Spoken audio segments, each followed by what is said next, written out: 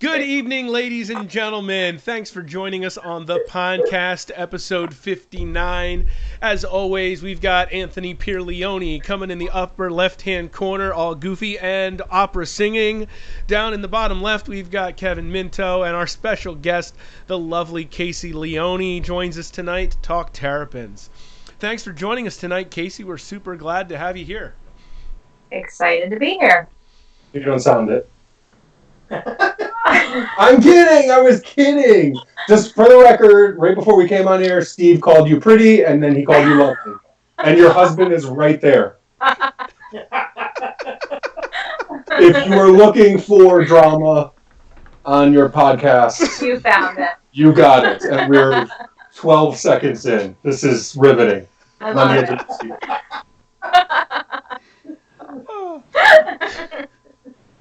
This is the face I said I was going to make when something interesting was happening. Yeah, Anthony, you've already made me start sweating. Good. Now you know how I feel. Okay, good. I'm just kidding. You're a mother of two. You know what it feels like to sweat for no reason. Yeah. And you do work in the field with terrapins, with biting midges. Oh my gosh, and the flies and the mosquitoes. Can we do that? Can we open the show talking about biting midges? Not really. Why not? Let's talk about biting midges. Casey, take it away. If you do not cover yourself from head to toe, like scalp, under your clothes, everything, they will get you. They find where it's not, and they get you. Right? In between your fingers, your eyelids. Oh. Yeah. We're going to get into this. If I this. wear my glasses, the flies will go into where my glasses are. It's pretty rough. It's incredible. And let's just start with that, letting people know that this woman is a rock star. Chris is a rock star in a different way. Casey is a rock star in a battling bug overlord way. Yeah, so sometimes I look a little crazy because I'm like this down the road, but you gotta do, right? I went and helped you guys out one time, and I couldn't handle it. Like, I like to think I'm a strong man. Like, my kids think I'm Superman. I'm obviously not. But, man, I couldn't handle those bugs for like a day. That was something. They're attracted to dark colors, and I didn't know that. So I made dark T-shirts. And the bed of the truck that I work in is also black. So we're attracting them. So that's why we're going with white.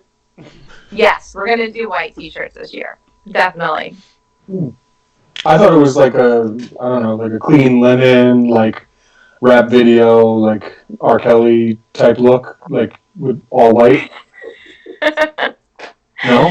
No, it actually is supposed to help, like, not attract them as much. Where I work, all the clammers and crabbers drive past me all the time, and they just, like, roll down their windows and laugh at me. They're like, you gotta wear white. And I look at them like, yes, now I know. That is hilarious. Yeah.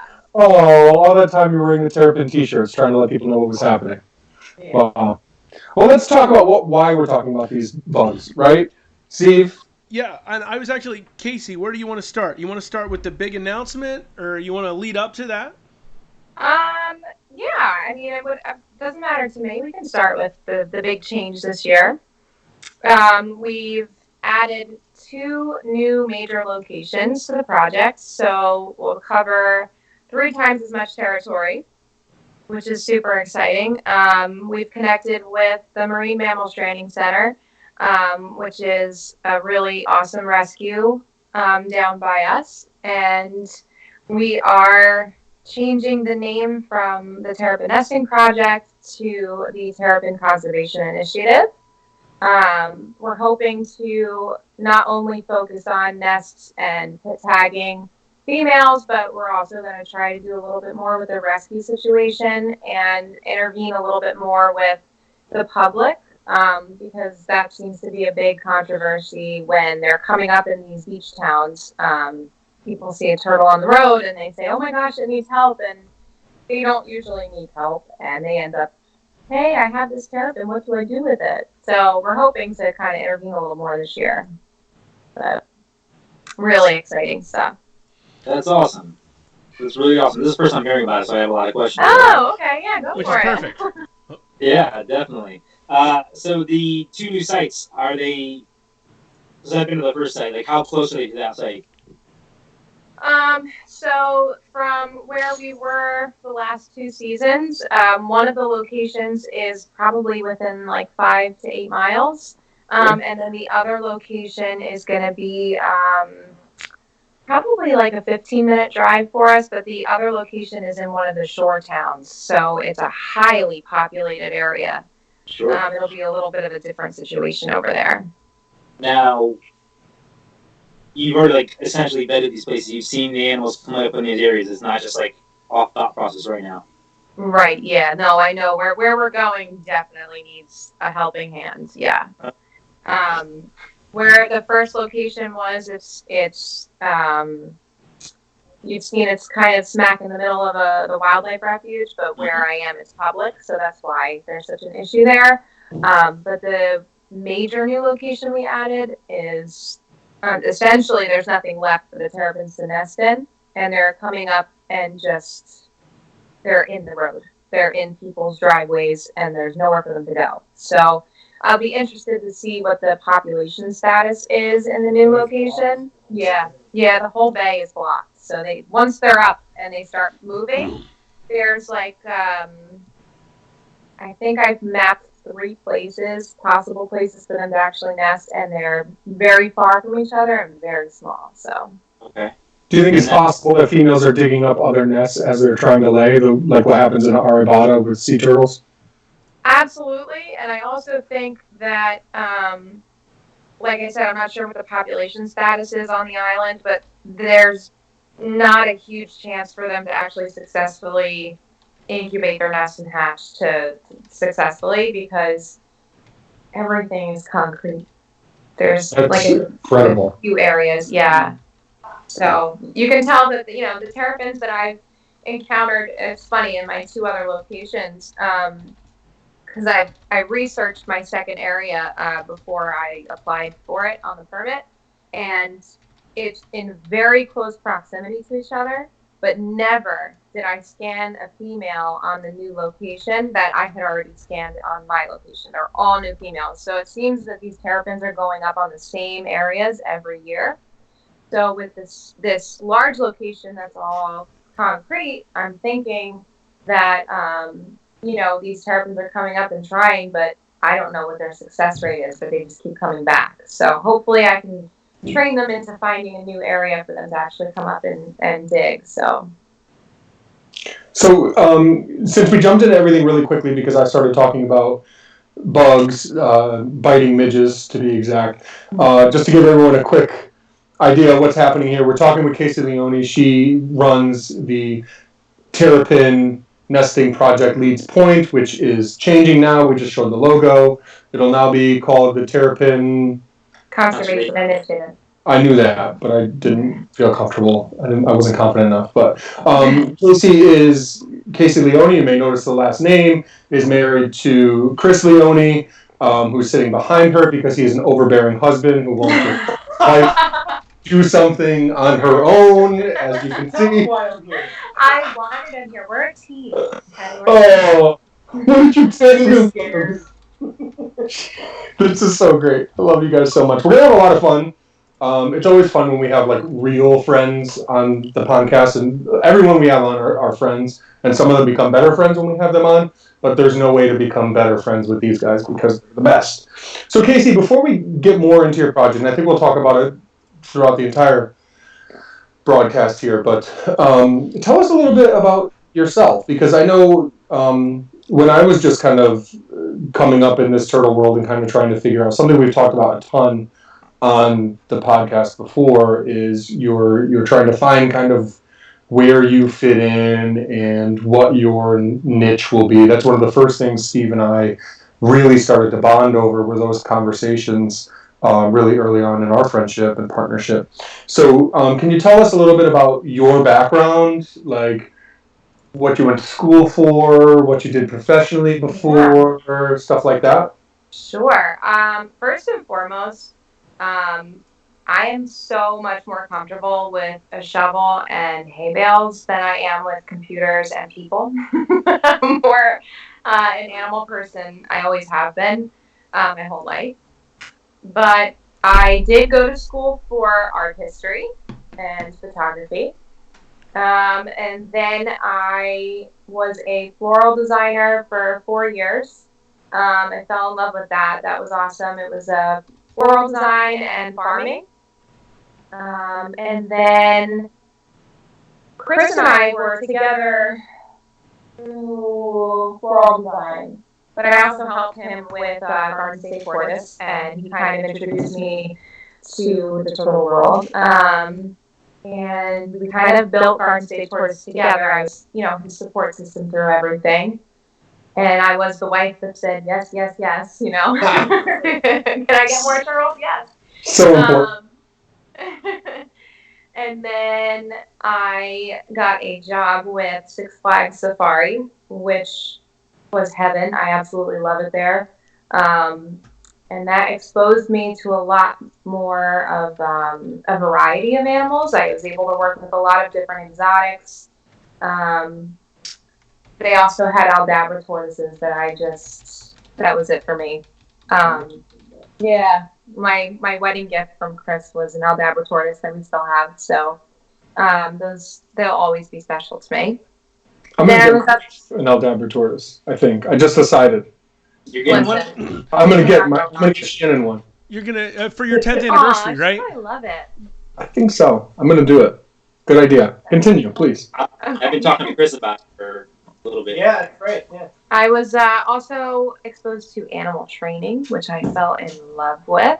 Everything about that job was just kind of like it sealed the deal for me. Before you go on, I'm sorry to interject. Your favorite animal to work with at Six Flags? You're basically a zookeeper, right? You're basically a zookeeper. Yeah. Zookeeper. So, favorite species? You have to pick. I think working with brown bear was probably my favorite. But we didn't do a lot of training with them. We just kind of, took care of them. We worked with the bear cubs. Probably the barn owls. I loved working with raptors. That was really cool. And we also, a unique experience that isn't very common, I got to work with a giant anteater. We were able to train him. He was harness trained, kennel trained. I mean, he was really, really cool to work with. And then that up too. What's that? Someone from the chat just said anteater, so I'm assuming it's somebody you know. Bridget Auletta. I don't know if I'm saying that right. Yeah. Oh, Bridget. Sister-in-law. Oh, there you go. And then I worked up at Turtleback Zoo very briefly. I had a very long commute. So I was there for a very brief amount of time. But there we also got to work with a lot of different raptors, like burrowing owls and eastern screech owls and lots of cool stuff. And then we had kids and I stayed home. And that's kind of where the Terrapin Project kind of jumps into place. So that's where I'm at. That's awesome. I think this is so great because a lot of people will see on social media, like Chris shares a lot of photos of you and the girls and things like that, which is awesome. But you're definitely the more quieter, out of the public eye member of your partnership team relationship. Yeah. So it's really cool to have you on the show tonight. And it's also really cool to see what you're doing with the Terrapin Project, kind of taking it and running with it. That wasn't necessarily the plan from the beginning, was it? Or something maybe you were going to do together? It's like, you know what, this is Casey's. No, we were interested together with it. But then once we started and we just sort of started getting involved, I kind of became possessive. And then he said, fine, you run it, it's your project. And then I kind of snatched it up. So cool. Yeah. So let's talk more about the project. And thank you so much for sharing a little bit of your background so people know. I think that's really important. So We're going out. Tell me what I forget, but I've been there too. So we're going out and we are looking for nesting females. When they come up, you're letting them do their thing, right? You're making sure that they can lay their eggs. You don't want to just get excited, grab the first female you see because maybe she hasn't laid yet, and now you just scared her, and it's going to take her several more days to circle around before she resurfaces again and decides to find a place to dig her nest. Maybe by that time she's more desperate and she picks a bad spot or a spot where there's more predation or whatever. So you're letting her do her thing. When you see a female who does her thing, you're grabbing her quick, checking her for a microchip. If she doesn't have one, you're putting a microchip, and you're taking note of where you're seeing nests so that you can go back and you're collecting whatever eggs you can for artificial incubation so that you can hatch the terrapins. You're not head starting them. You're just releasing without feeding, right? Yeah. So what did I miss? So I essentially, you've gotten the gist of it. The only time that I intervene with a female, if I see her and I haven't seen her nest, is if she's in the middle of the road and it's a busy time of day. Like if it's early morning, I'll let them kind of crisscross and find a spot because these females have probably a foot or so on either side of the road to nest. So I do a lot of observation. And then if they do come up into the parking lot, there's like a huge gravel parking lot at the end of the road, I just grab them right away because they can't nest in that. It's very, very, very rare that they do.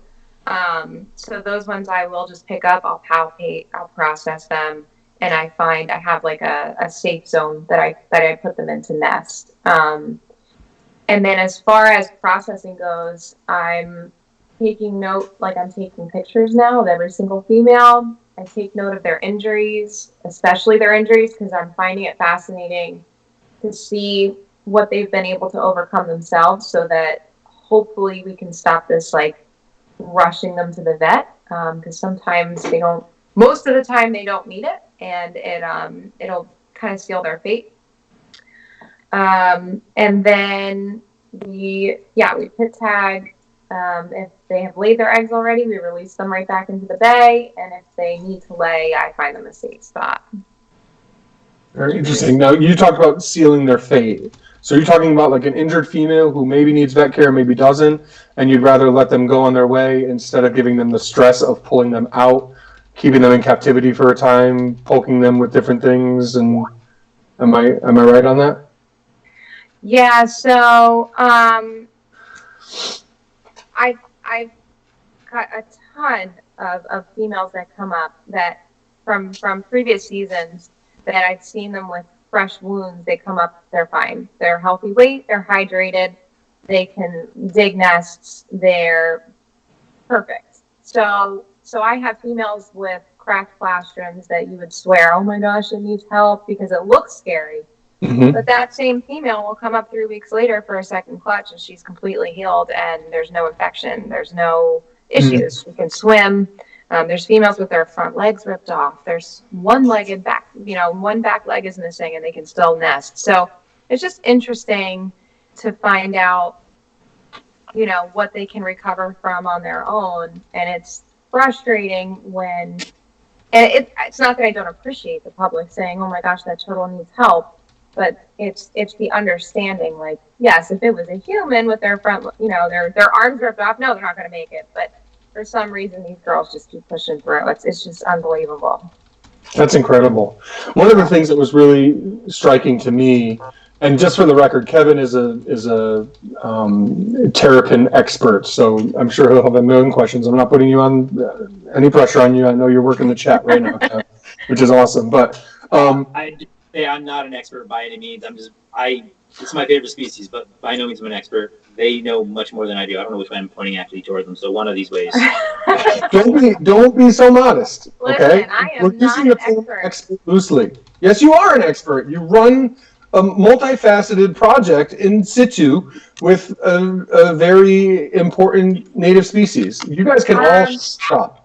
I'm always learning. I will forever always be learning. So sorry, I yelled. Truth. So there's actually been Hey, real quick, I studies want to on say this. one thing before we jump into any other ways. Yeah. There is a comment. It's if you look for it, it's not there, but it's from Shannon Leone, and she wanted to thank her husband for redoing her bathroom. I'm like, is this genuine? Because I don't want to make a scene. She's like, no, it's genuine. She said she was going to send one in and say for Casey that said, "Why won't you call me back?" So much. Doesn't call anybody back, Shannon.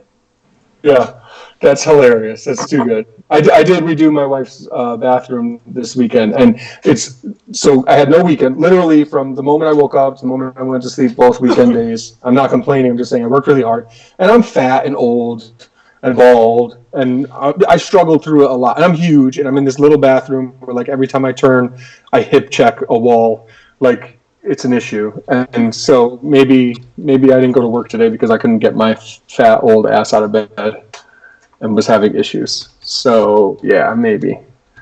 So thanks, honey. Bathroom. She's upstairs. She'll send you a picture. It's very nice. It's very nice. She's not watching. She doesn't watch. She prefers to. Yeah, she prefers.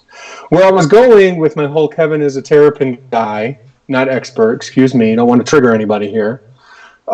Is that when we see them in captivity, we get used to a certain look to the animal, right? So I'm thinking namely like adult females, because that's what we're seeing with your project.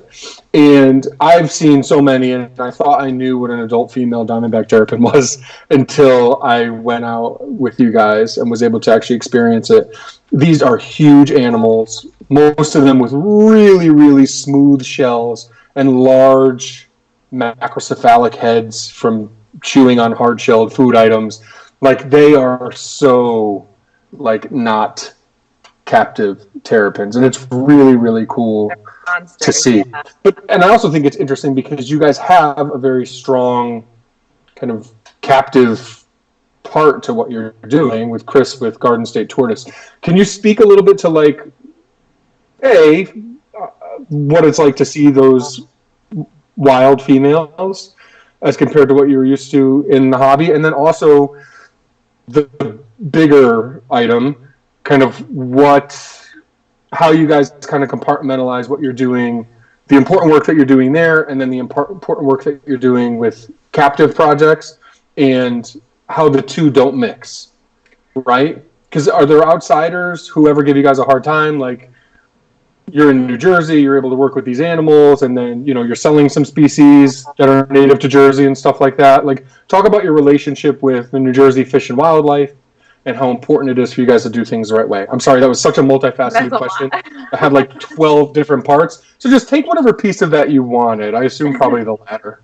I will actually start with saying that New Jersey Fish and Wildlife is awesome.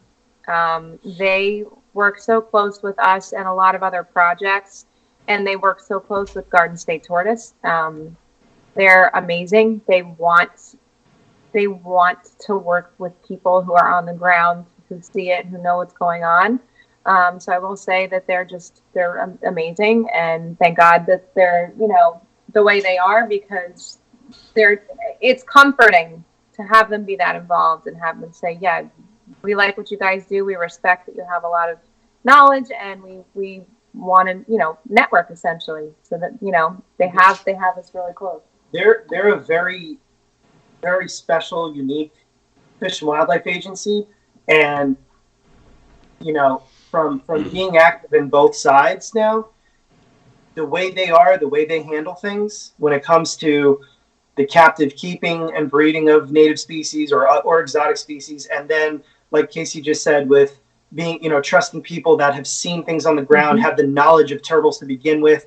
They see value in the things that a lot of fishing and wildlife agencies don't. Yeah. And other agencies should learn from them, because the way that they operate, the way they do things is what's going to give these animals a fighting chance. Absolutely. Because they're being transparent, which invites the people that they're willing to work with to be nothing less than transparent with them.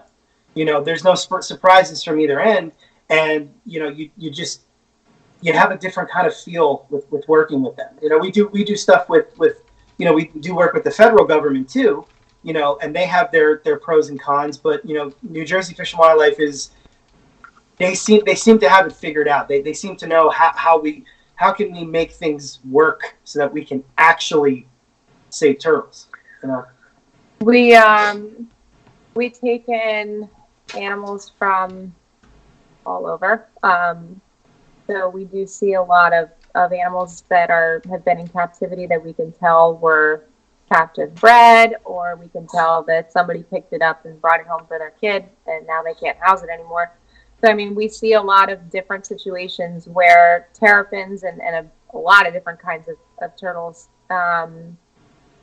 were wild caught or captive bred. And it's interesting for me because I am more in the conservation part of things. So I see, like you said, a lot of wild animals that are these hardy monsters that they're just remarkable. And then I see captive bred animals and I'm like, oh wow, like big difference. It's crazy what a difference it can be. And also where I am, I mean, these terrapins they come up jet black, or they come up pearly white, or they come up all these different crazy colors and patterns, and it's really cool to see that too. But you did ask me like 15 questions in like 20 seconds. So yeah. Can you like refresh me a little bit? No, I forgot everything. I forgot it all. Okay. I'm totally lost. I blacked out. Do you remember any of the other things that he said? I blacked out. Let me ask you this question. Let me reframe it in this way. How many times has a person from New Jersey Fish and Wildlife been to your property? Both this house and the last. Well, we've had we've had a couple of visits. Yeah. We're working very closely with them. Yeah. We can't say too much, but we work very closely with them in terms of poaching and just monitoring the areas that we're in. So they've made themselves very accessible to us if we need them, or if we need to report things, or if we have any questions on what we should do in certain situations. But yeah, we've had a couple of visits, and tours. We've given them tours of Garden State tourists too. It's so cool. I think that's great, and I on every level. I know you've been able to help them out with some confiscations, because not that I can say that. Can I say that? Maybe sorry, but the point being, because of the capacity you have both as Garden State tourists, and then Casey that you have is running this project, you are like this, double-headed monster for them that is just like the strongest, best thing since sliced bread. And it takes an organization, an agency like New Jersey has put together with their Fish and Wildlife to make it happen, because I see it here in Connecticut. I've talked about it a lot of times on this show, that there's just nobody. And you try to reach out to people, there's no one that specializes in turtles, and there's just not a lot. Sometimes they'll answer an email, but that's maybe about it. Like, the people in New Jersey are on top of it. They know what's going on. They're getting a yearly report of what you have in captivity. They're stopping by for things or whatever. They're involved. They're talking to you, Casey, so that they can actually see the good work that you're doing and say, wow, these are people who we really could benefit from having on our side as part of our mission. And then that's how this grows, in addition to you guys being wonderful, intelligent, hardworking, ambassadors for turtles, right? To tie into that, I this year had asked online on Facebook and Instagram that I was looking for volunteers, and I actually got a lot of people that volunteer for Fish and Wildlife that want to volunteer for me, which I think is so cool. So now, between last year and this year, I'll have some volunteers that are actually doing both, which I'm more than happy to say, yes, please, let's connect it. Let's bridge the gap and, keep it going. Keep that relationship going.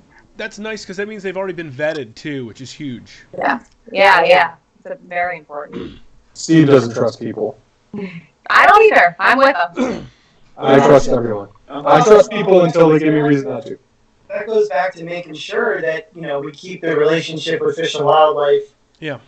transparent and strong, and that's why she vets the volunteers so thoroughly, and they have to be able to follow instructions immediately off the bat. Like the simple requests that she might make that you have to file with us to be even considered. If you can't even meet that, not even going to get a message back at that point, because our relationship with the state is so important. Because if it goes south, forget about Garden State Tortoise, we won't be able to help these terrapins. Well, unfortunately, too, I would like to shout out the Terrapin Nesting Project on LBI.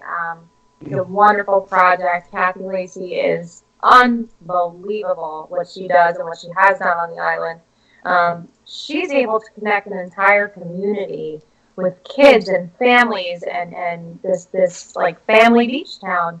And where I am, I can't do that because the areas are much more private and there's what? Amen. Yeah. It's more of a secluded area, so it's much easier for poachers and people who aren't supposed to be there or people who interfere when they shouldn't. So that's why I have to go through such a grueling process to get the right people that can come and help me. It's also a dangerous area because it's all on busy roads. So.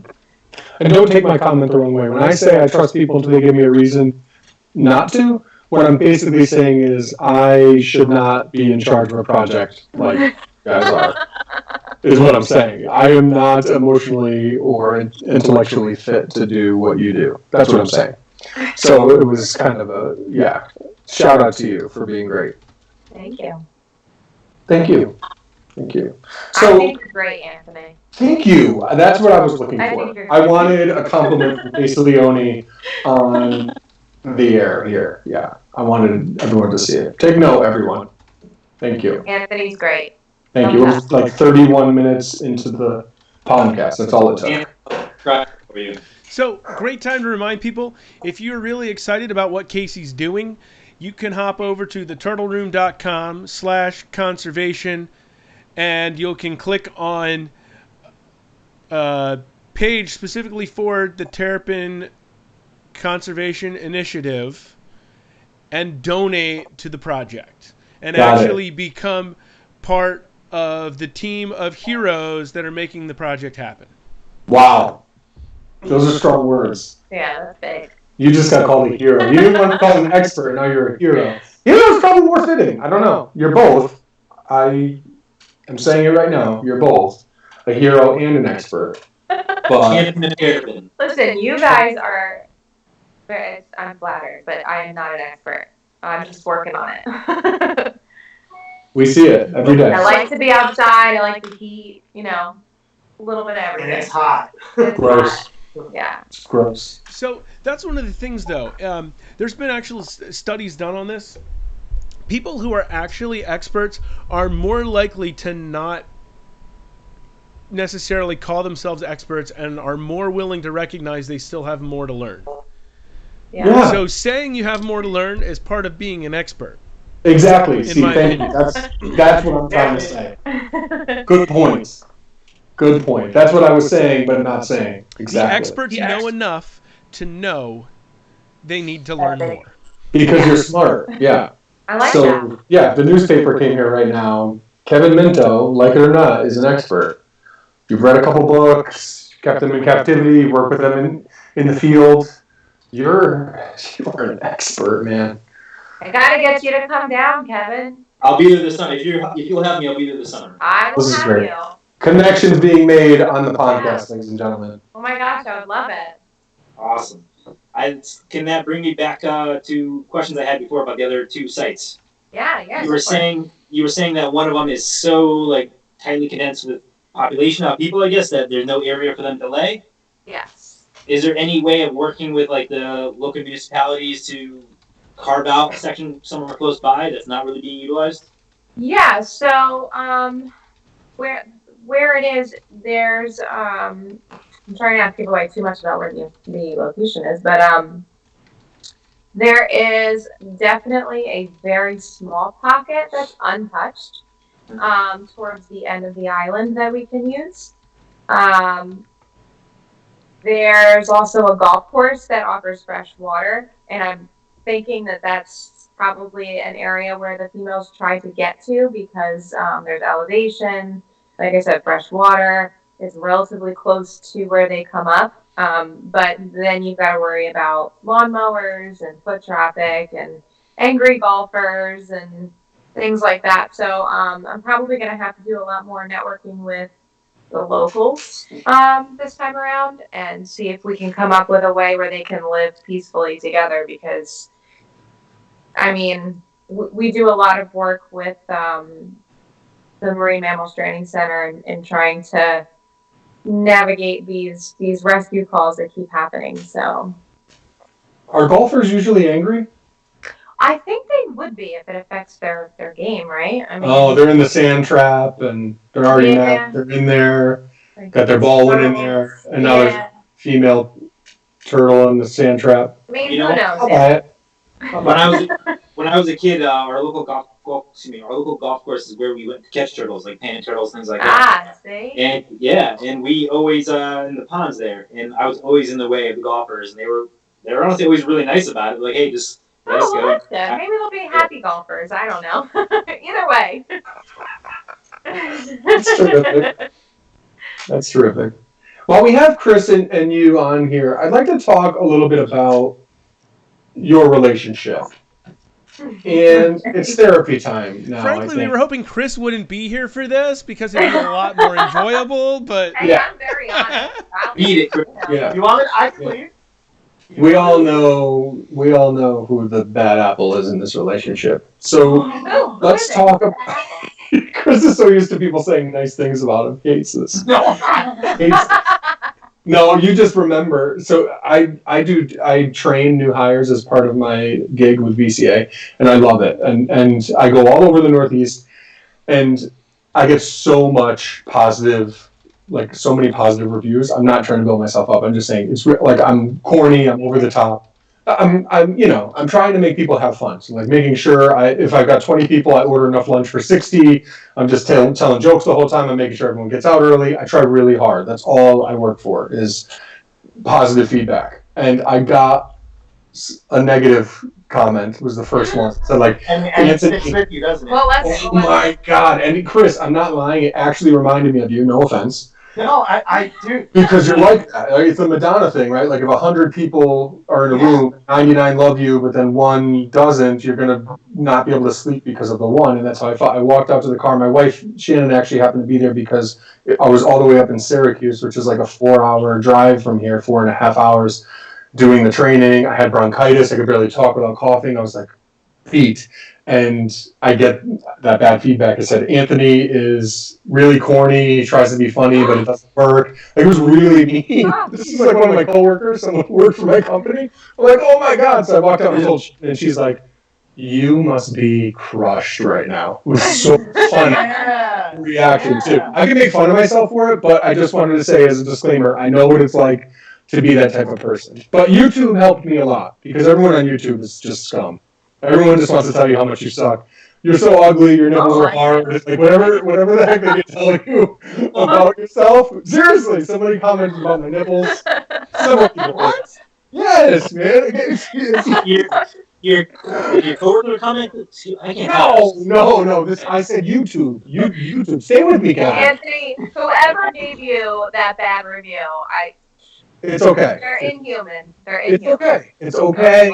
I laugh every time you open your mouth, so. Thank you. I don't know if that's good or bad. That's why I like to talk to you. That's why I like to talk to you. Is that not? What's that? Are those comments anonymous?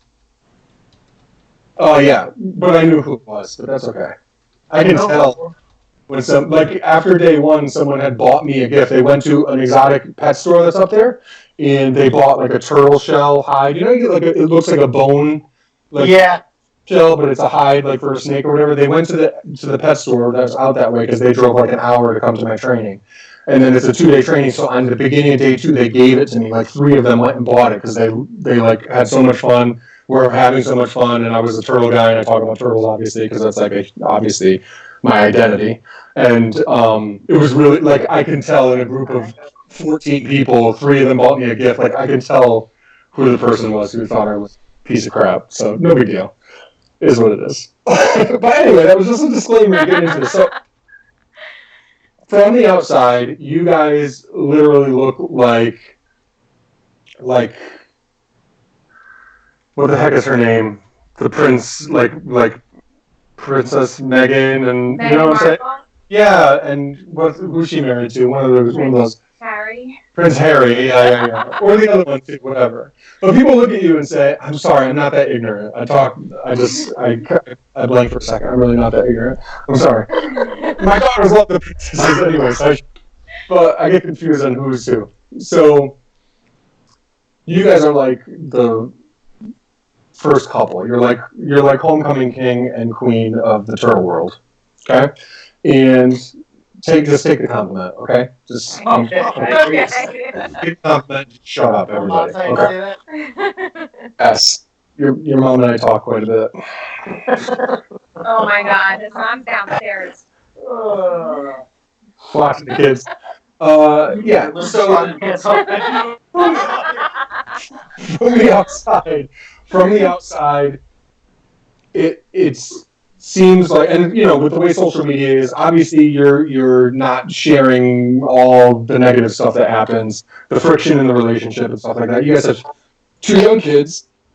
You now have this busy project in the field, this busy business. Chris, you've been doing music stuff lately. I know you're the type of people who like to go, just from knowing you. But I think like there's got to be a lot of friction and challenges and stuff like that. Can you talk a little bit about that? I'm not just trying to get to the bad stuff necessarily, but I think it's important to know too, because so many of us, I'm just talking in circles, but so many of us have a spouse who we have to really teach the value of this reptile stuff that we love, right? And a good spouse will try to meet you halfway, but will also be the person who tries to keep your head on straight and stuff like that. And Chris, who has like over 1,000 animals easily, like you have a spouse who was a zookeeper who loves the animals as much as you do. Like really want a cow. I really want a cow. I never. You want a cow? I want a cow really bad now. Just like those mini cows. Yeah, it's an African zebu. I really want one, like really bad. What did you say, Kev? I know there's horses next door, right? Yeah. Yeah. Yeah, they don't have cows or anything. They're just like horse people, just ride horses. Yeah, but I love that I get to spend Christmas with that horse. They're the best people. Yeah, they. What's the horse's name? Rosie? Rosie. Yeah. Rosie. Yeah, Rosie. I remember. Yeah, they travel for Christmas, so every Christmas I get to spend with Rose. I take care of her for them. So. Merry Christmas to you. Yeah. So what's your way of getting a cow? I found where I can get the cows. I've been talking about it for, I don't know, You have a cow. 4 It's years. called an Aldabra tortoise. Wait. When's the 5-year anniversary? It passed. Thanks, Kev. The 5-year anniversary passed. It just passed. Yeah. Good thought. Yeah, everyone knows the 5 year is the cow anniversary. Everyone knows. Oh. Okay. Cow year. Well, we'll be together 10 years in April. Oh, maybe I'll get a cow for that. Hey. I want a mini cow. I want mini goats. I want I want it all. Your I've property. never told him no. I've never told The him. interesting part of this is I'm the one who wants less turtles, and you're the one who keeps telling me no. They're answering my question without answering it. Isn't this great? This is exactly what we wanted. Well, you good. Tell them the. We work hard all the time, sun up to sundown. He has a tight chest, I have a tight chest, and then we calm each other down. It's like a balancing act that we play. But we work every day, all day. And then we go to Disney, which is not a very relaxing vacation, but we love it. And then we come back and we work. It's a lot of work. I love his music. I love that his music is therapy for him. So I'm trying to be as supportive as I can with that because, yeah, we do. We have a 5-month-old and a 2.5-year-old going on 17, I will say. Yeah. And we've got how many hundreds of live animals to care for. We've got 2 dogs and we live, a good hour and a half from family. So, it's tough, but we just do. We don't really think too much about, do we? I do. I just wake up every day and okay, what needs to happen today? Okay, let's make that happen. And that's just what we do, right? Yeah. I mean, So, you're not saying something, so go ahead, say it. No, I just it all goes hand in hand with like some of the. There's arguments. There's. I bring. I mean, might as well be honest here, right? Go for it. It's like therapy. I bring a lot of stress to the table because of things like you just talked about, Anthony. With 1,000 people could praise you or say a lot of nice things about you, but then one or two come through the woodwork and they say something about you, and it does, or whatever, a situation arises where somebody's not happy, and it devastates me. You know what I mean? I don't like that at all. I don't handle it very well. I compose myself well publicly, but this one gets the brunt of it, and that's your biggest problem with me is how did you phrase it? The friend thing or something? Everybody has to. What did you say? He wants everyone to be his friend. There's not one relationship that he has. Yeah, there's not one relationship that he has that like should be business. It's always a friend. He always talks to everybody like they're a friend.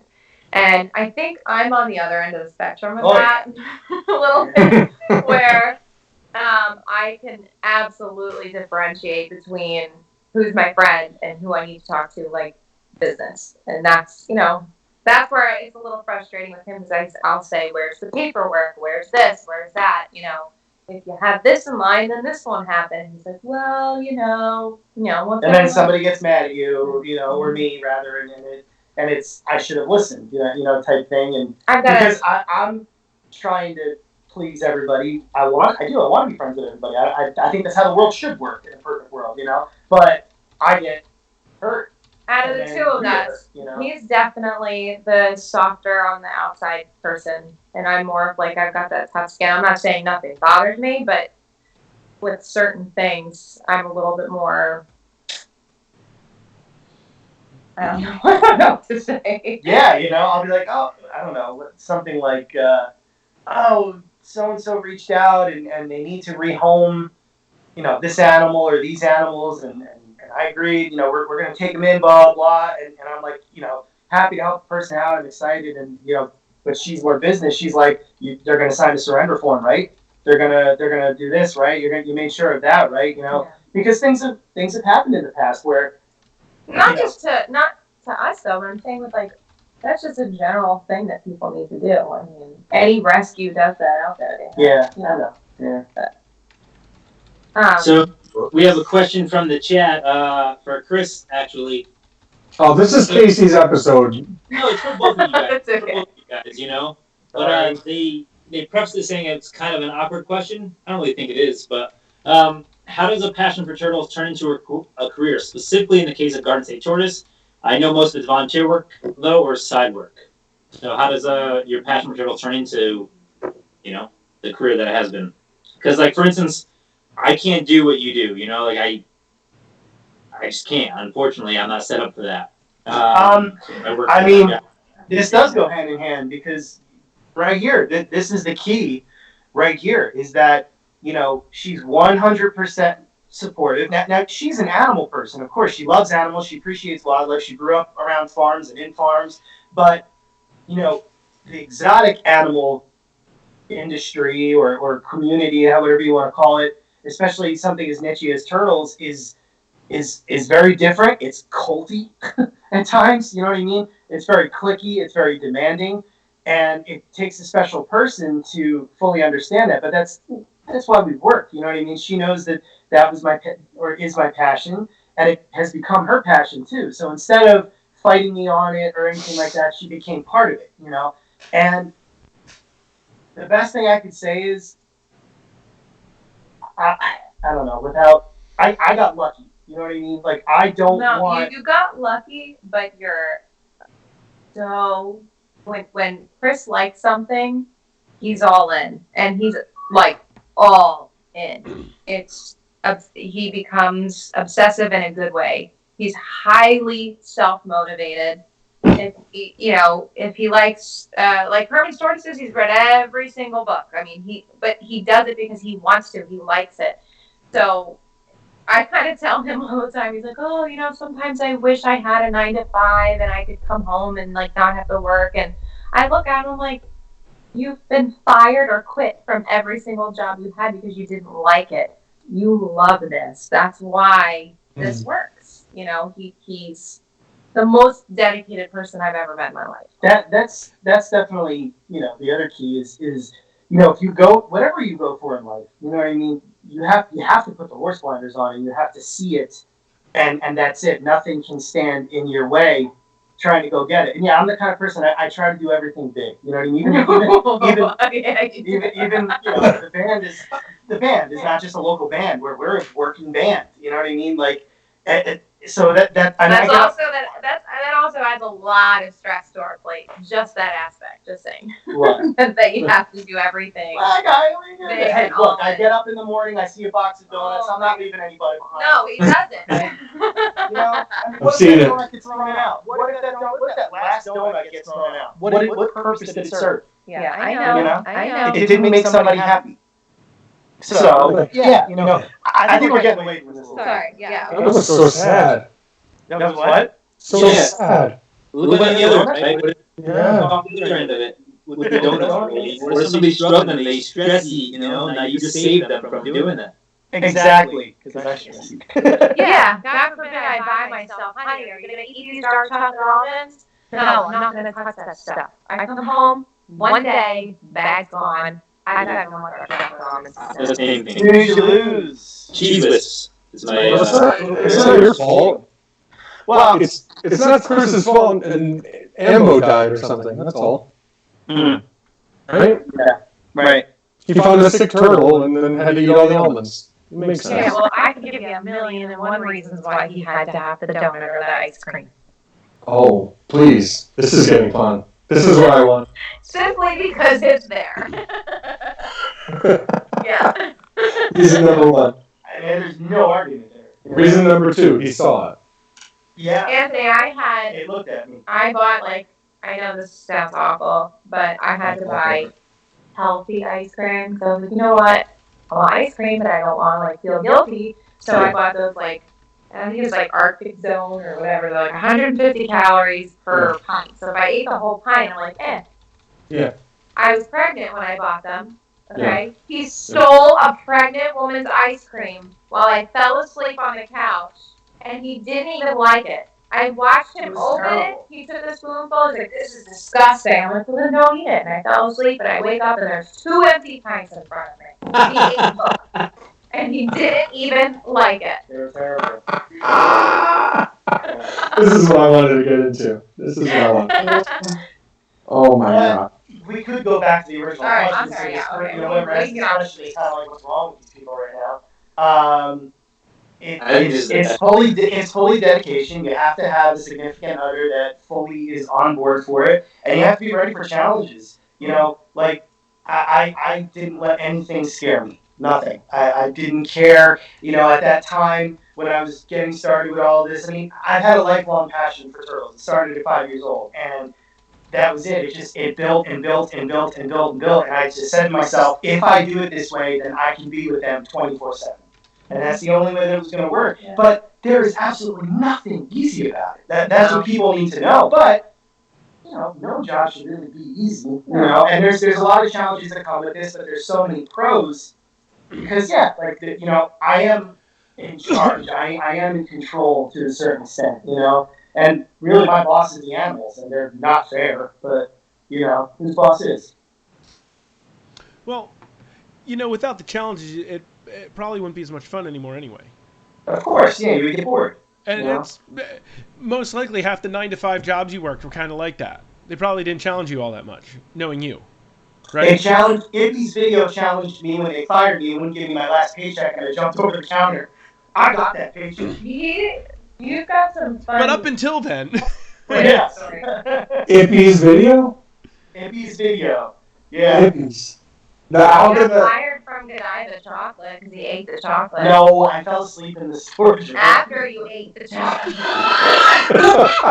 Literally, that's it. Really. Oh my God. Frank Burgerette, we were passed out. Oh, that's your problem. All right, Hang out. Anthony, Right. future note. When we have our own facility, do not provide Godiva chocolates for Chris. Yeah. No, No sweets. It has to be a sweet-free. Yeah, sweet free, please. And I'm not- That highly work. I will not hire Frank Burgerette either. That's for sure. Because he's a bad influence on Chris. That's funny. Was that the name that you just said? Mm-hmm. Okay, good. I want to make sure I got that. Okay, so you guys leave for Disney when? Thursday. Thursday, as in 3 days. Yeah. A while back from one of our own asking what you guys do with all the turtles while you're in Disney. Unless that's what you're asking, Anthony. Sorry. No, it wasn't what I was doing. We just make sure that they take the garbage out on Wednesdays. We make sure they feed the dog. We make sure, The turtles. Yes. We have like at the same team people that come over and they're really great. They take care of everything for us. They call us if there's any problems, and everything's on a camera system. So Free camera system. yeah, we're able to like check on everything ourselves, and he's like I said, he's got phone access to them, so he can just say, hey, can you run over there and do this and do that. So it's really nice. Plus, we have family that goes down on the weekends, and they'll come to the house. Yeah, we're fortunate. We're fully covered. It's one of the reasons why we're able to get away the amount that we do, because we can. We're lucky. We really have good people helping us out, between family and caretakers and friends, and we can't go away in the summer really though. No. The TSA conference is an exception, but we can't. That's just too much. Everything's awake in the summer. Everything's going on. Obviously, we have the Terrapins too, and so we only go away fall, winter, sometimes spring, but it's got to be early spring. That's great. Rapid fire question time. Casey, what's your favorite Disney movie? The Star Wars count? No. The Oh, hell no. new 3 are Disney No. movies, so Well, No. I like. No, well, Steve made a website for Street Smart Ventures. That doesn't mean it's a Turtle Room project. Can I give you a top 3? No. It was supposed We're to on be rapid rapid fire. Peter Pan. Robert, Peter Pan. Good. Oh my gosh, that's one of my top 3. Okay. Ah, you have a top 3. Okay. Of course I do. Geez, but I'm not getting rapid fire questions right now. Favorite princess? Cinderella. Why? I've loved her my whole life. I relate to Cinderella. Oh, it's cool. Chris makes you scrub floors. Oh. No, you're my friend. Oh, I thought you were going somewhere else with this, and so did he. Yeah. Watch them. Okay. Favorite villain?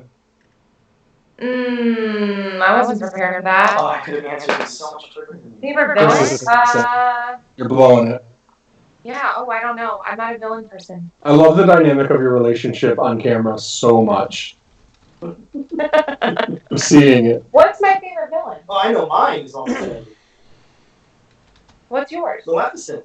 Why? She's so cool. Say her name. She is kind of cool. Maleficent. You like over accentuate the left. Maleficent. I'm sorry. Did you want me to say Yeah. Maleficent? What is it? Yeah. Oh, Maleficent. Ugh. I like Maleficent. That's good. There's the little Scar is jersey. really cool.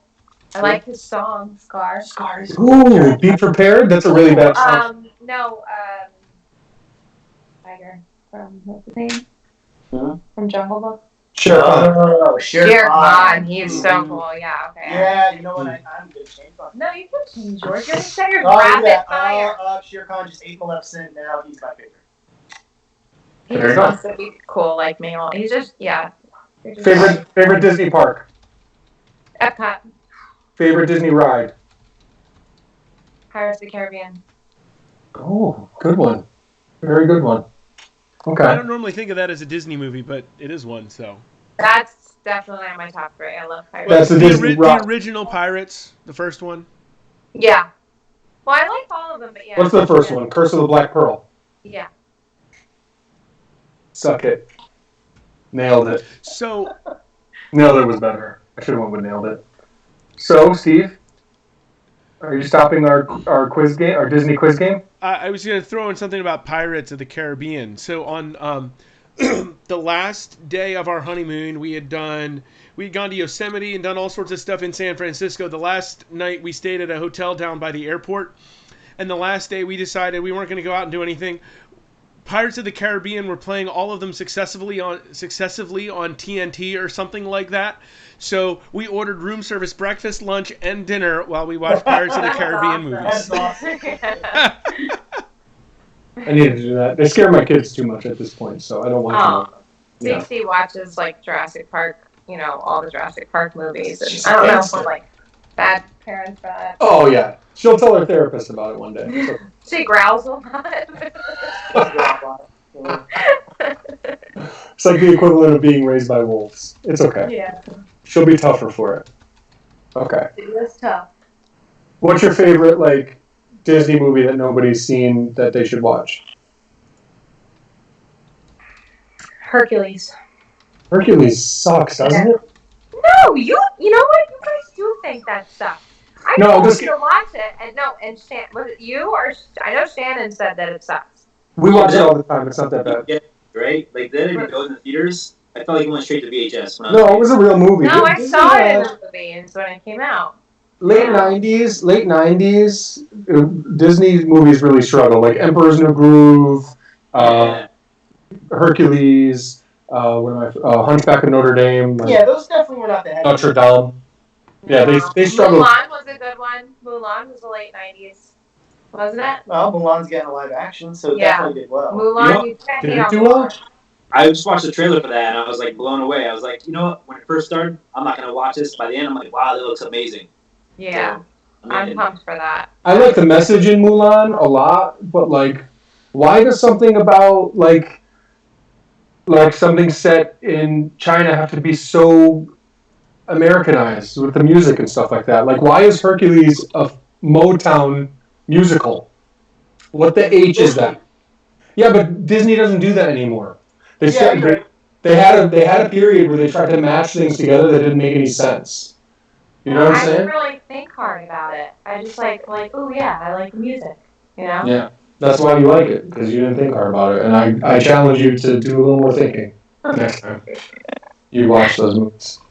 Okay. Chris looks like he wants to fight me next time we're together, and I'm okay with that. No! I don't even know why my voice just got so hot. Chris, puberty happens eventually. Don't worry about it, buddy. I hate you. Minto with the win. Minto with the win. Yes. Oh man, that's too good. So, are you guys keeping? Any terrapins that you find? We do have confiscated terrapins, but we don't.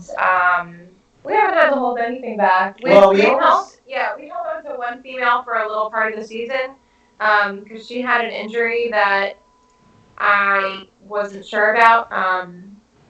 Her carapace was cracked in the back on the 5th vertebral scoop, so it was hinged. It was healed. There was no infection. It just wasn't hard yet, and I was worried that it was. Down. Yeah, I was worried that it was going to heal too close to her cloaca, and she wasn't going to be able to nest. But after observing her and watching her, she seemed to do all right. So we work with the Popcorn Park Zoo, and John Bergman, who owns the zoo, he's the one who got me involved with the venomous snake response team. But you don't always just get snake calls; you do sometimes get turtle calls. So he got a call for a big female terrapin that was found in the middle of the bay, floating lopsided. And his son, who is like a world-renowned vet, he couldn't get her to respond to any treatment, so they gave her to us to see if she would just kind of live that way. And she didn't end up making it, but she would. There was no way she could have gone back to lunch. She could not submerge. I think she ended up on somebody's crabbing boat, and they just tossed her on the way back from being out in the marsh. It's something really weird. It was too high in the salinity, maybe. Yeah, we think it was the salinity of the water, but. So do you guys have terrapins? If they come in from a confiscation, then they're just with you, right? There's no. Yeah. We had one this year. Well, just no details, but we had one this year that they turned out to be, we knew where they came from, so they got released. Yeah. Awesome. That's great. But Really no, the exciting. ones that we have that are like on the can video and stuff, those are with us till they die. You know, there's no, that was a federal confiscation, and they're not even northern terrapins, you know. So I just wonder if this will turn into a thing where you have like a huge terrapin haven because of all the terrapin work that you're doing. If there are things that can't be released or animals that are found, since you're working so closely with New Jersey Fish and Wildlife, that where there's not locality data or anything, and you're the terrapin people, if you're going to end up kind of being a landing spot for Jersey terrapins that don't have a home, which stinks for you guys because you guys have from for all the work you do. We were able to, the Marine Mammal Training Center actually donated a 10-foot by 5-foot fiberglass. It's actually an old lobster tank that was donated to them from a lobster company. But so we have that. We want to set up in the event, like you said, that we can start taking in a few more terrapins. And this past winter, I've been doing a little more networking with the other projects in the state. So we're trying to kind of connect everybody together and get some sort of system going with the rescue aspect of things. Because there's kind of no, like, I call it like the underground terrapin rescue because there's so many of us that want to help, and somehow all these phone numbers are everywhere, and people get our phone numbers and say, hey, we have a terrapin, and it's not a terrapin. sometimes it's not a terrapin. I've had people swear up and down, this is a diamondback terrapin. I've lived on the shore my whole life, and I've seen them. This is one, and it was a mud turtle. Like, there's just, you know, it's tough, but happens a lot. Yeah, the interesting red-eared slider that we took in this year. Yeah, somebody said Hey, those are terrapins over in UK. Oh yeah, that's right. it was an eastern box turtle. It was an eastern box turtle. Yeah, we went out to pick up this. This was the one and only time we were happy because we went to pick up this red-eared slider, and we thought, oh my God, here we go. We've taken in hundreds of these things. Why won't it stop? And we go. They bring the box out, and it's a beautiful male eastern box turtle. That was the red-eared slider. Yeah. So Casey, there's a question for you actually. Sure. What is the largest terrapin you've ever measured? Carapace length / weight. Oh, yeah. She knows the answer to that. Yeah, the biggest female that I ever encountered was 8.7 inches, and we called her Queen Triton because she was just massive.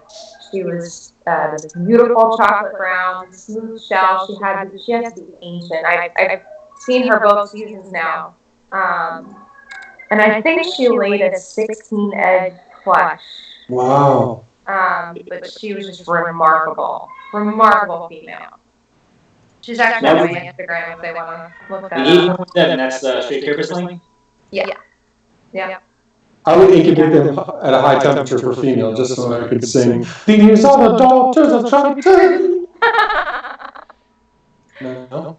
Hold on, that's the story. Baby needs a bottle. Yeah. And was she macrocephalic?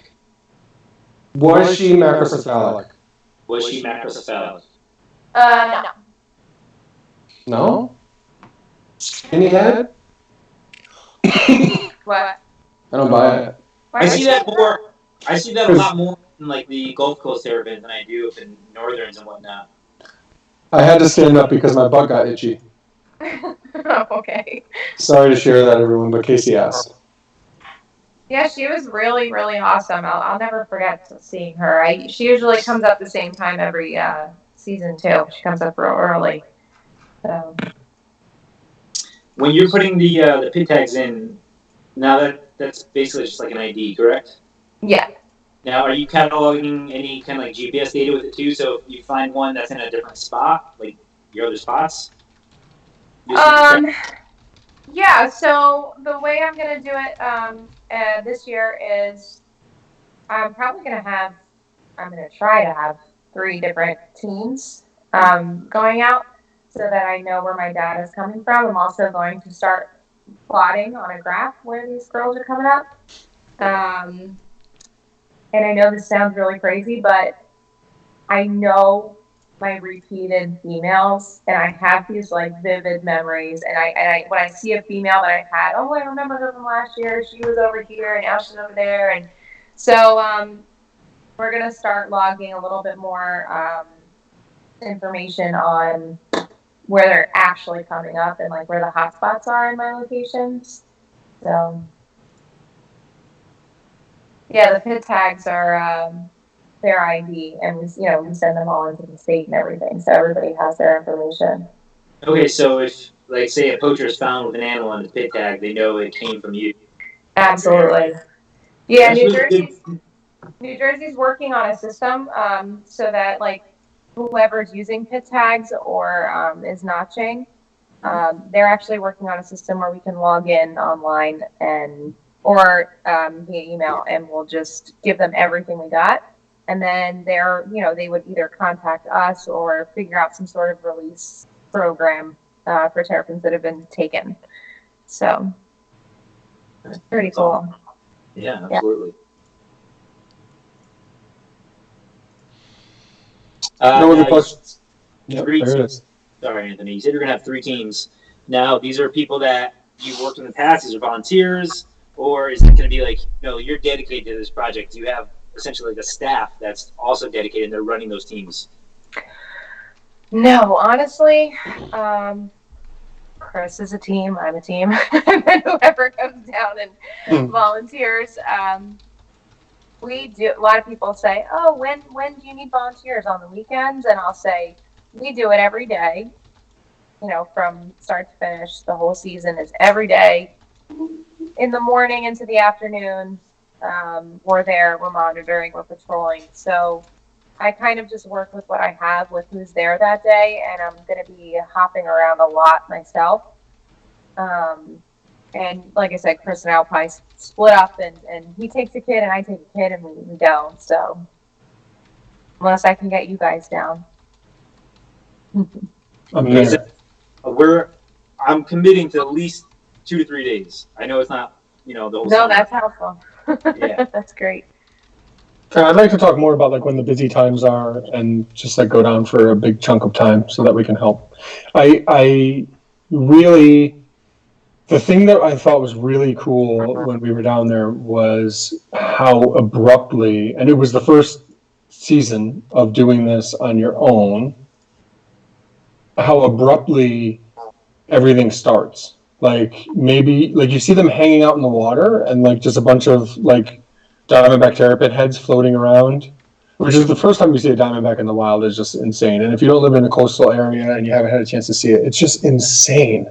I was on the phone with Charlie the last time I was down there with you guys, and we were hanging out at the restaurant, and I went outside to talk, and the restaurant is like right at the water, and I'm standing there, and there's a diamondback terrapin that surfaces like right in front of me. I had like my foot up on the wooden beam like that comes out of the water and just hanging out like right there. Probably should have fell in but didn't.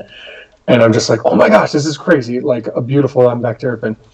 But anyway, it happens really fast. Like all of a sudden, like they're hanging out there. You really got to see it go from 0 to 60 because you were there right before they came up, and then the day they started coming up. And it's like, oh my gosh, like I don't have a life anymore for the next, however long. These things are going to be coming up and nesting every day.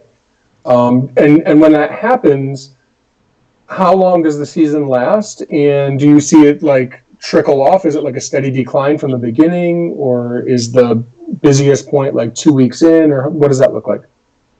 I would say, like you said, it goes from 0 to 60. When you see one female come up, then okay, within the next day or two, it's gonna be an intense number of females. And I would say it increases pretty steadily for 3-4 weeks. You hit a peak, and then There's different peaks. Yeah, and then it gradually declines. The full moon does do something wacky with the girls coming up. I would say that during a full moon, it slows down to almost nothing, and then Really? Yeah. I've been trying to really look at my numbers and pay attention, and it's definitely affects them in some way. Oh my gosh, you have to write a paper about this. I had my first season. remember it was July. Was it July? My first season, I had a whole team of volunteers come down from the Central Park Zoo, and it must have been, I don't know, like 7 or 8 people that came down to help me. Not one terrapin. Oh yeah.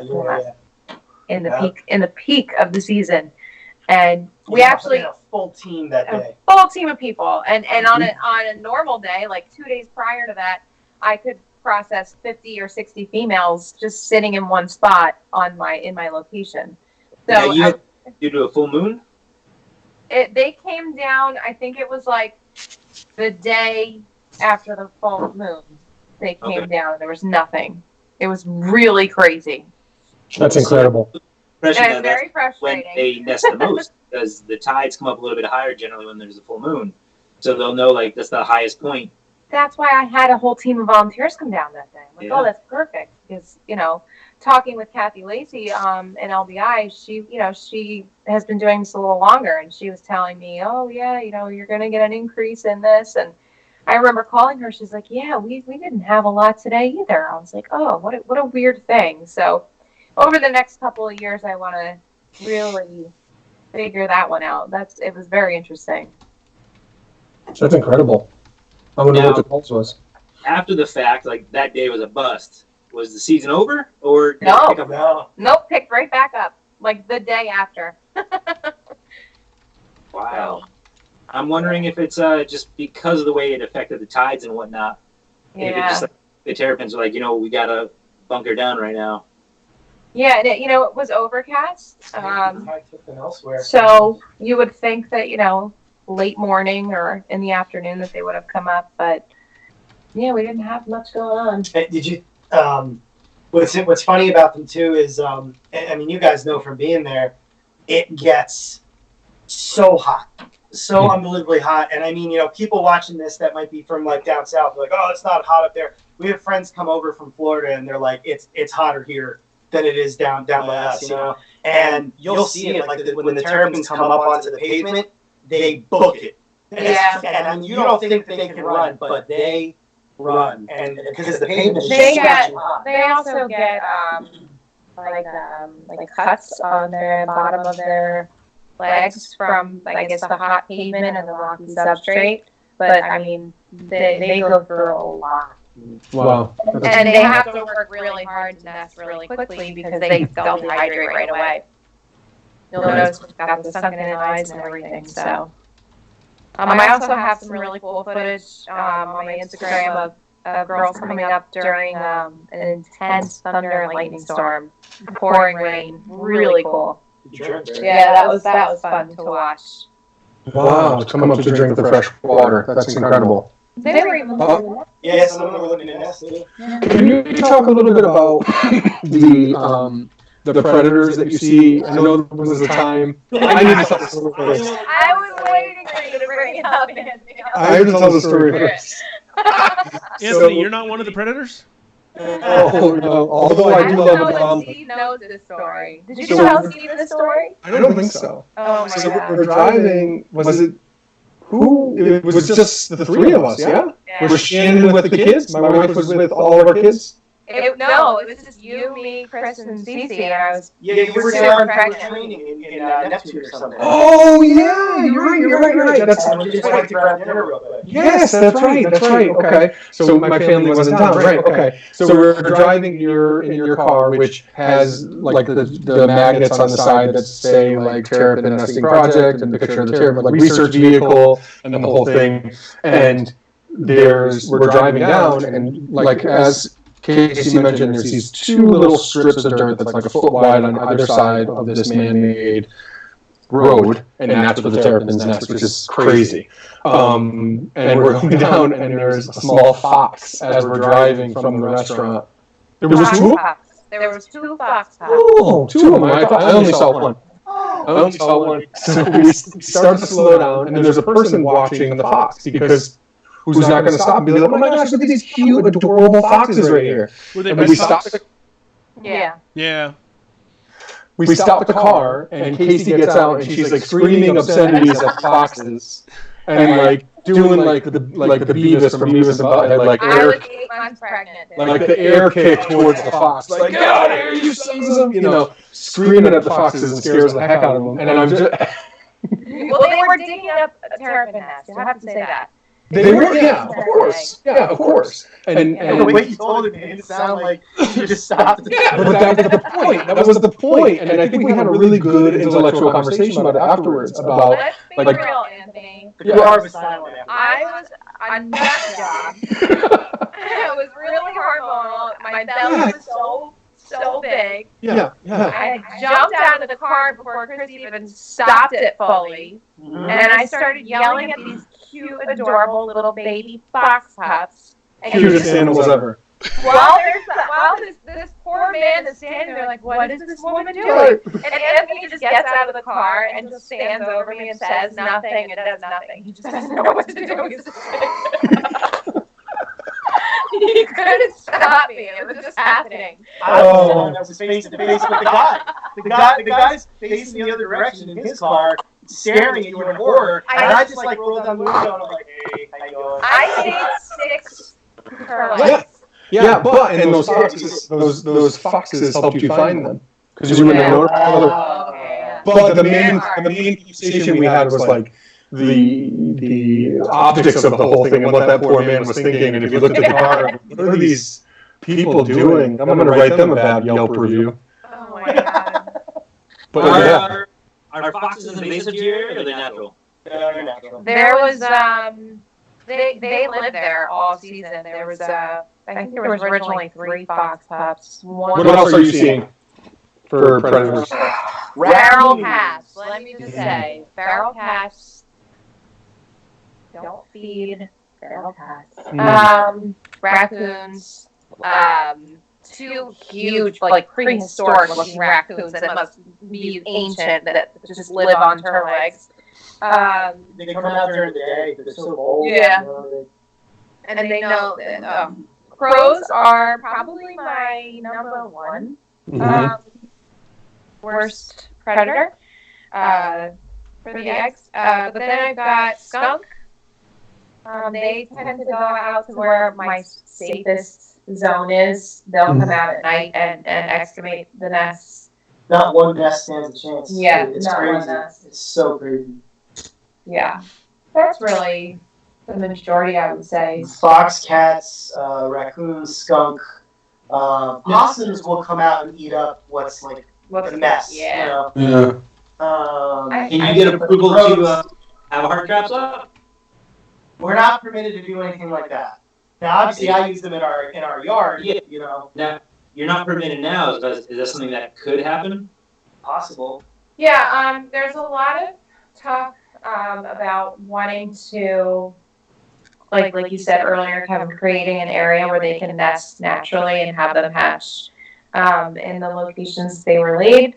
But the issue is there's got to be a lot of talking with, there's nothing natural left for them. So I have to talk with a restaurant or locals that live in the area and have them dedicate a space to the terrapins during the season. And even with that, there's so much traffic that the areas that I would think of using, they've got to go through a parking lot, a busy stone parking lot to get there. So it's kind of what we do is excavate the eggs to give them some sort of chance, because there's really no chance past that.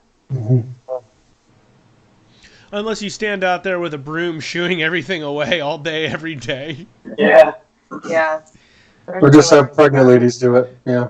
So there's like a high school by my house where in the back of their field they have all these like just these cutouts of like big dogs to like keep other animals off. Right. Things like that may work. Maybe there's definitely part of the problem is the restaurants. Yeah, the crows are extremely intelligent. I don't think You're not fooling. Yeah. I mean, I watch. Sometimes I find nests because I watch the crows. They know when a female is finished and starts to do her happy dance over the nest. Like they wait for it. they say, okay, it's finished, I'm going in now. So it's They're so bad that they've become a problem for Garden State tortoise too. We gotta really like have like an impossible amount of legs, because we got to be down the road for the terrapins, but at the exact same time that the crows are going after the nesting terrapins, the crows are in our yard going after the wood turtles, going after the Herman's tortoises, whatever, So it's a phenomenon. They're unbelievable. They're incredibly smart. They talk to each other. You start to learn their calls. When they're alerting each other, hey, there's food here, or hey, the guy who eats all the donuts just left the house. Quick, let's get his tortoise eggs. Oh my gosh, that's so good. I'm thinking like the raccoons in the great outdoors. Like, Yeah.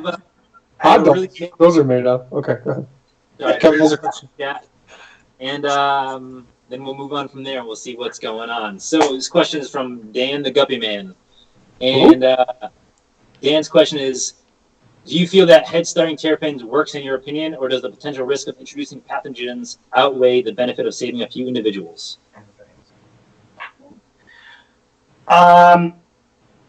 The pathogen thing and the cross-contamination thing, the transfer of viruses, illnesses, whatever, is definitely a real subject, and it's something that Fish and Wildlife is very concerned about. And they actually don't want us housing any terrapins that are going to be released into the wild, babies, anywhere near, like the stuff inside the building that we use for Garden State tortoise. All the terrapin eggs cannot be incubated even next to other species. They have to be in their own closed-in units. So that's definitely an issue, and I do see where it could be a potential problem with head starting them.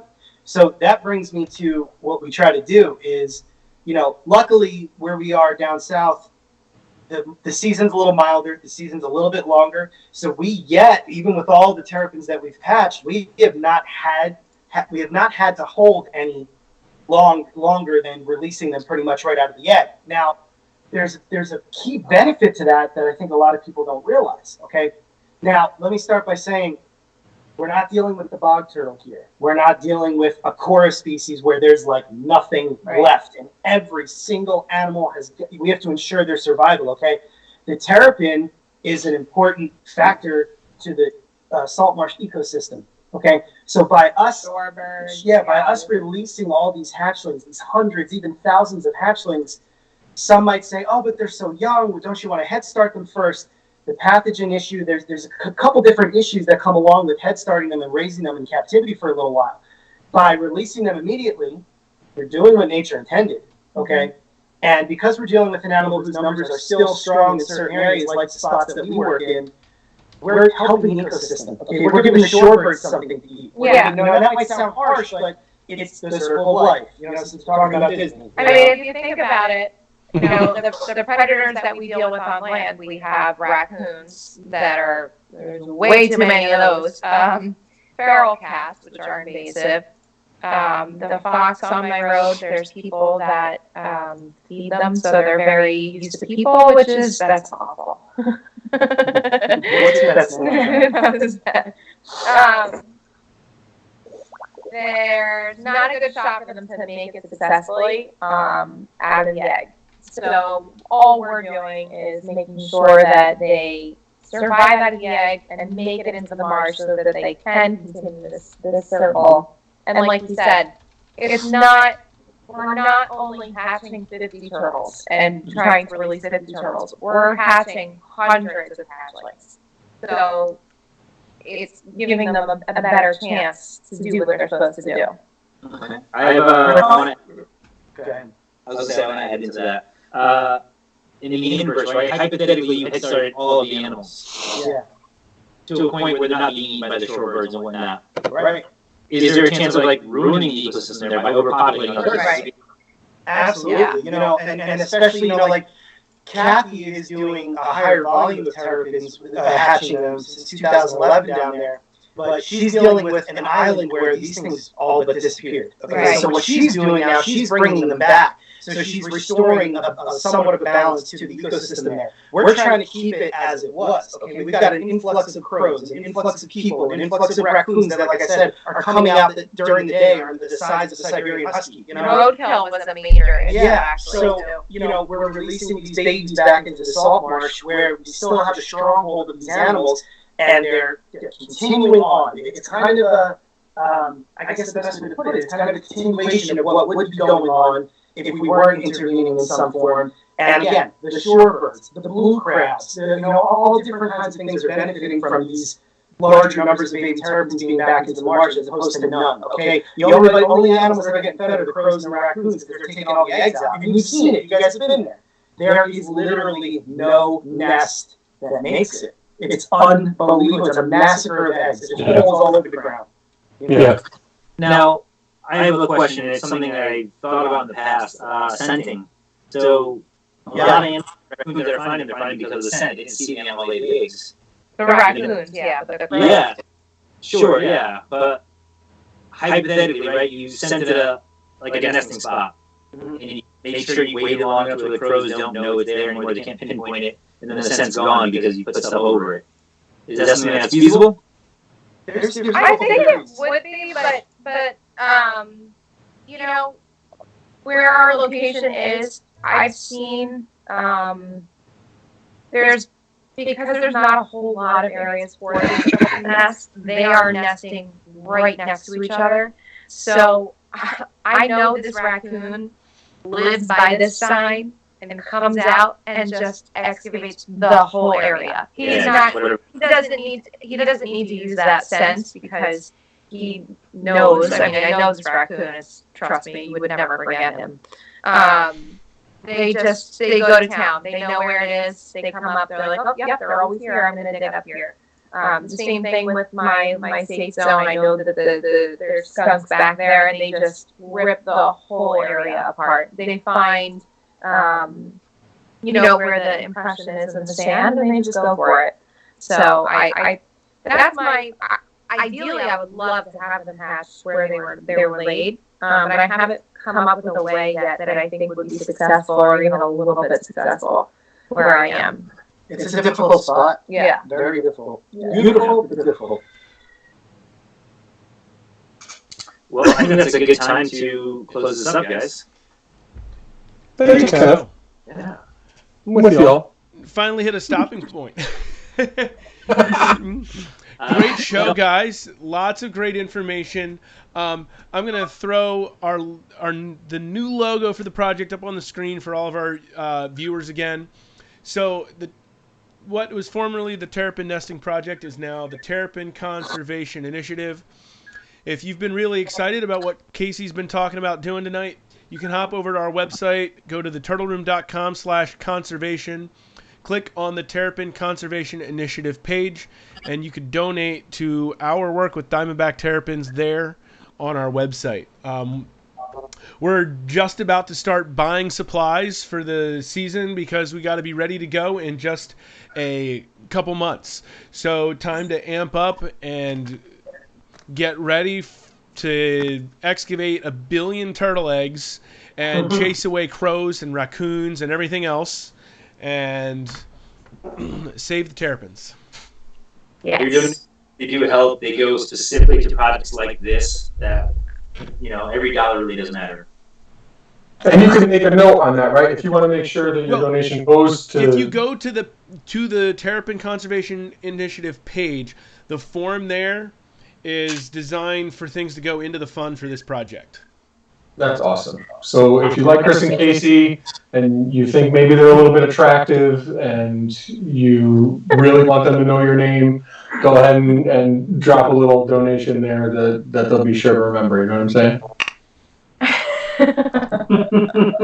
He really paints a picture, doesn't he? He's great. I love it. Oh, borderline inappropriate. Don't forget to get your 2020 calendar if you haven't either. That money goes to all of our projects too. Steve just ignores me. It's my favorite. It's my favorite thing. Hey, we got to get our plugs in before we get off the air, man. It's January. I agree. I love you all. Ditto. Indeed. Thank you for joining us, Casey. I know you were a little nervous about doing this, but it was really great to have you on, and I hope we can do it again and give people an update in the fall or even next winter. Oh, yeah, I would love that. Oh, thank you. Thanks for having me. Indeed. So we're signing off. Thank you for joining us, everybody, and we'll see you in 4 short weeks. The next show is scheduled for the first Monday in February, and I believe we're going to have a monk as our guest. So you're not going to want to miss that. Young Not going to want to miss that. He is brilliant and amazing. It's going to be tremendous. Very cool.